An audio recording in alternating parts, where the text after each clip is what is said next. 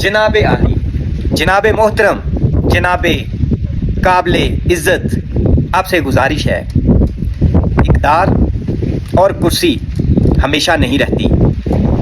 इक़्तिदार भी ख़त्म हो जाता है, कुर्सी भी छिन जाती है।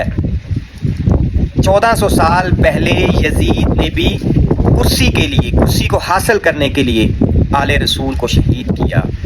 उसकी कुर्सी भी ख़त्म हो गई, उसका इक़्तिदार भी ख़त्म हो गया और हमेशा क़यामत तक लानत का मुस्तहक हो गया और मुर्दाबाद हो गया। और हक़ था जो हमेशा के लिए जिंदाबाद हो गया। हमेशा से हक़ जीतता है। जनाब आली, जनाब मोहतरम, ये तुम्हारे रुतबे, ये तुम्हारी कुर्सी, ये तुम्हारा इक़्तिदार, ये तुम्हारी अकड़, ये तुम्हारा तकब्बर सिर्फ चंद दिन का है।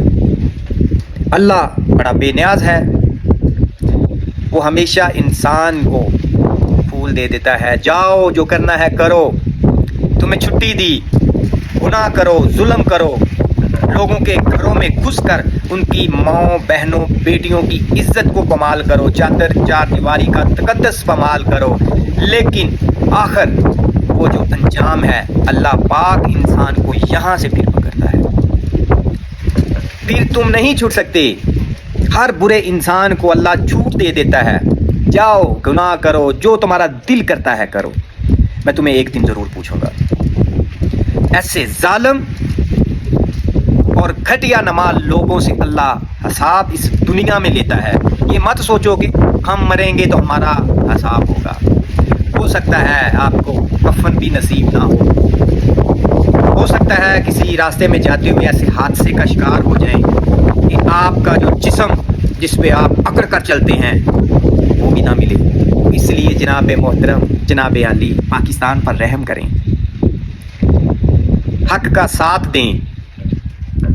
इतनी बड़ी बड़ी मनसब अदालतों में बैठे हुए अंधे लूले लंगड़े लोग बैठे हुए हैं और ऐसे काजियों से, झूठे काजियों से पूछा जाएगा। आप भी बातिल के साथ खड़े थे। फिर वही बात याद आ गई।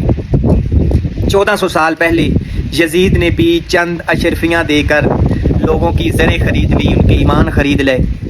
आज पाकिस्तान में भी नासूर लोग अपने ज़मीर बेच रहे हैं, अपने ईमान बेच रहे हैं।